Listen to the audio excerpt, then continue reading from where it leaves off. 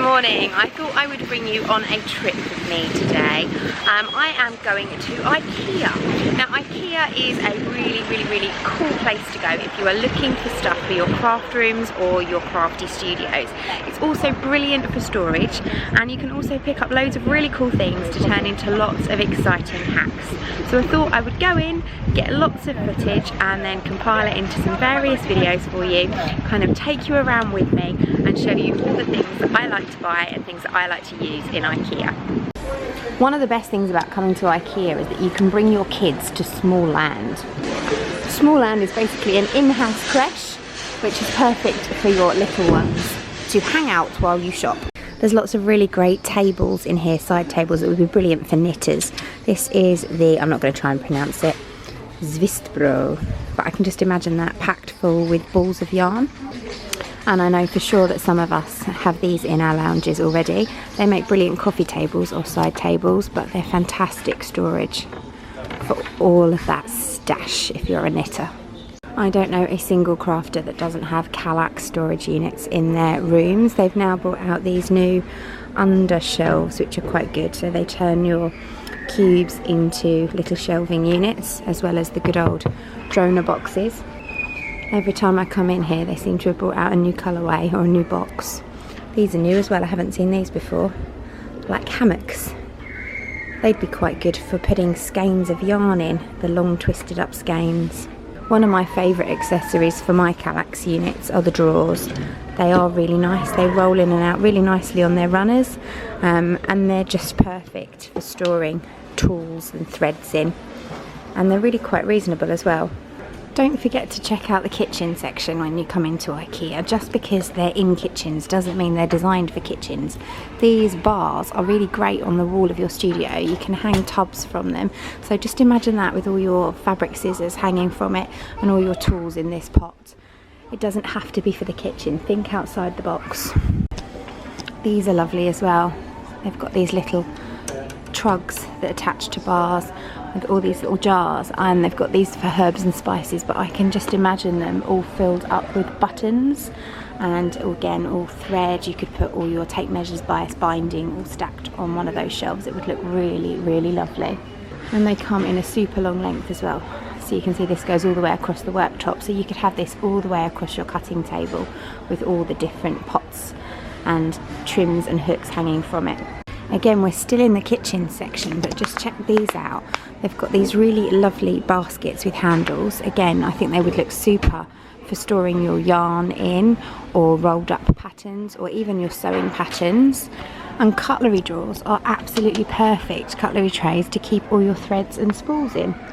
They even do long ones. Again, perfect to store bias binding, zips, tapes, things like that in. And you don't have to have the posh wood ones.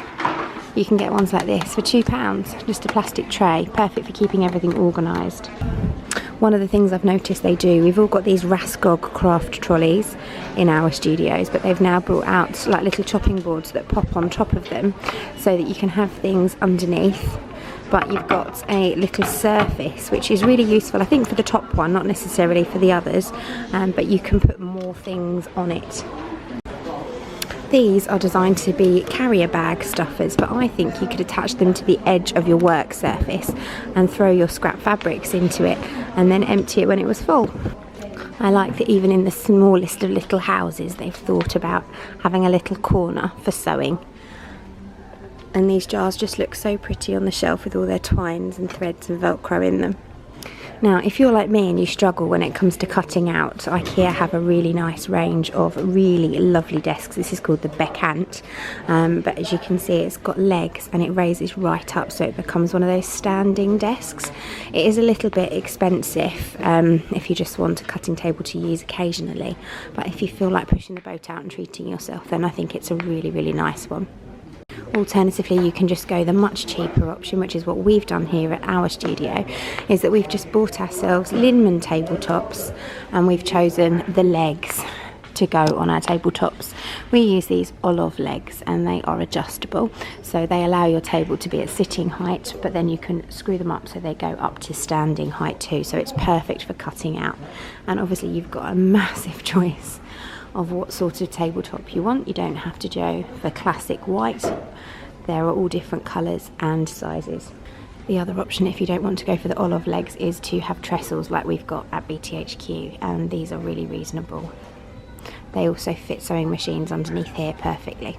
Again, the kids section is a great place to get ideas. This is Trofast wall storage, and I think it's absolutely superb. Again, I could really imagine this in my studio, all the way along the back benches with the sewing machines, just with these little tubs in. It'd be a perfect place. You could have all your red cotton, your yellow cotton, your blue cotton, your green cotton, and you could label them all up with your label maker, you know, fabric, scissors, machine feet. In fact, you know what, I'm really tempted for 1/6 tray storage unit, you're looking at a combination price of £37, and I don't think that's bad at all. Again, this is a children's unit, but it's really narrow, and I think that's what I like about it when it comes to having something for your craft room. They're really nice drawers. You can get the dividers inside, and again, they just run so nicely. I think that would be a really lovely drawer unit to keep all your patterns in and all your tools and accessories. Now, I've mentioned this stuff before. It's brilliant. This is their Mala drawing paper, and it's designed to go on the bottom of their blackboards, but this is really good for making patterns with, or just doodling on in general. They do some really good storage boxes in here as well, which if you're into cross stitch or jewellery or bead making, they are really good and nice and sturdy. And again, they're still in the kids section, so you wouldn't necessarily find them. I use these ones in the studio to keep my wonder clips in, and they come in a set of 3. For those of you who like to weave, they're even doing their own looms now, fabric looms. You actually cannot beat a bit of pegboard. I love a pegboard. I need to buy one of these. Again, it's got all the little pots and shelves and hooks and all the different bits that you can put in it. So we're going to head into the marketplace now, and I'm going to show you some ideas in the marketplace for things that you can do with small IKEA goodies. The first thing I love are these white Perspex boxes. I've got lots of these in my studio at home, and I like the fact that the front is lower so you can see what's in them. I've got these on my shelves, and they're full of all of my acrylic paints. The next thing I want to show you is the Finfordela, which is a bendy chopping board. You get a couple of these in a pack, and these are really useful if you want to make yourself some permanent acrylic templates. So I use these for bunting, or if I'm making acrylic templates for a particular bag that I want to keep, like the Necessary clutch wallet for instance. IKEA do a whole range of grip seal bags, but my favourite ones are the 6 litre and the 4.5 litre, because they are the perfect size to fold up all your pattern pieces and your pattern and everything in when you've cut them out. If you want these really big ones, then you want to pick up the 4.5 litre 5/4 bags, and then you'll get 15 6 litre bags and 15 4.5 litre bags. These little jars are great for storing buttons and beads in, and the nice thing is you can also buy shelves, obviously flat pack, but that you can hang on the wall to store all of your button jars in. Another great storage solution for your fabric scissors and knitting needles are these utensil tins. This non-slip matting is also excellent. You can find this in the kitchen section in the marketplace. You can get it in clear or white, but where it's really good is if you are a sewer and you have your sewing machine and your foot pedal on a wooden floor or a laminate floor, you can cut a square of this out, pop it under your foot pedal, and it will stop it slipping. Moving into the homeware and bedding, the IKEA fleece blankets are really cheap, and if you check out my tutorial, I will link it up here, for a no-sew cushion, these are absolutely perfect to make that with. IKEA's fabric scissors actually take some beating. They are only £5 a pair, and my ones have been going strong in the studio for a long time. I'm actually going to treat myself to a pair of their pinking shears to see if they are just as good. Other things you'll find in the fabric section are these fantastic clips. They clip on, but they have little hooks on the end, Rigtig they're called, and again they're perfect for clipping together all your pattern pieces and hanging them up. If you're going to shop in IKEA and buy furniture, then you have to have one of these.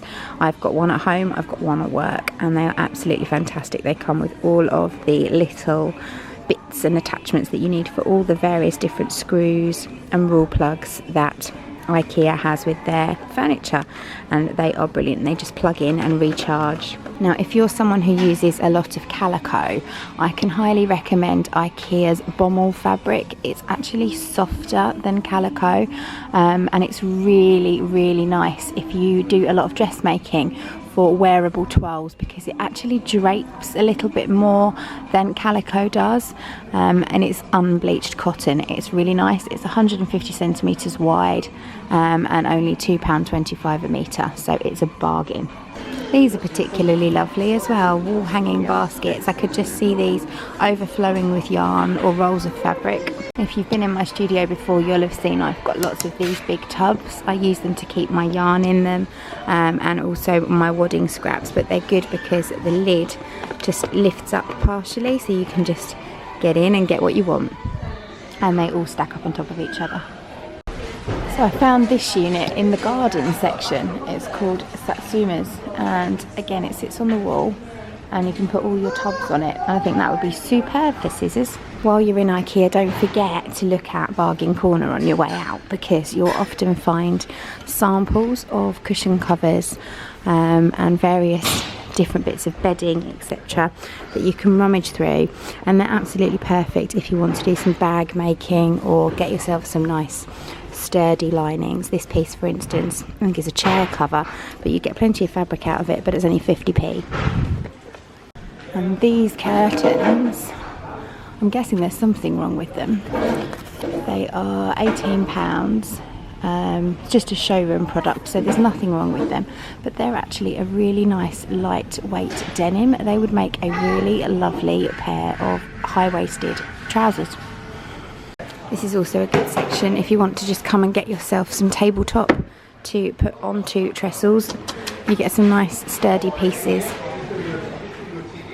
They're quite often doors from cabinets and things like that, but they work really well as shelves.